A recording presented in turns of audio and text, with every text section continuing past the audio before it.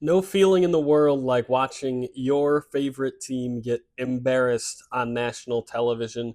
And that's exactly what this effort was: embarrassing. Detroit was down as many as 35, and that's not to mention the fact that they were out of this game before halftime. It is immediately and blatantly obvious to anyone who watched this game that the Detroit Pistons are in desperate need of Jaden Ivey. They need some sort of backup creator when Cade is off the floor.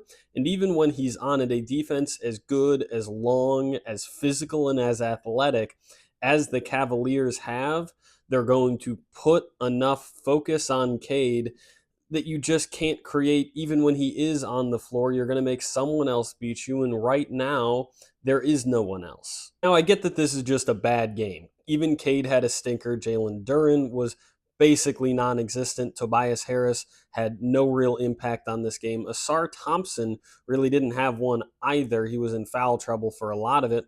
Ron Holland and Duncan Robinson are really the only silver lining from this ball game, but even so, I think it's indicative of larger problems. When you play maybe the best team in the Eastern Conference and one of the best teams in the league, you're going to get exposed. But for a wide open Eastern Conference and a Detroit Pistons team that needs to be competing with them, you have to display some sort of competition that you're anywhere near their level, and they just couldn't. We're horrible from the field, we're horrible from the three, and despite the fact that this final statistics weren't heavily stilted in Cleveland's favor, Detroit just got their ass beat up and down the floor from start to finish, particularly in the second quarter, where it was just an inability to make shots. The offense was disjointed.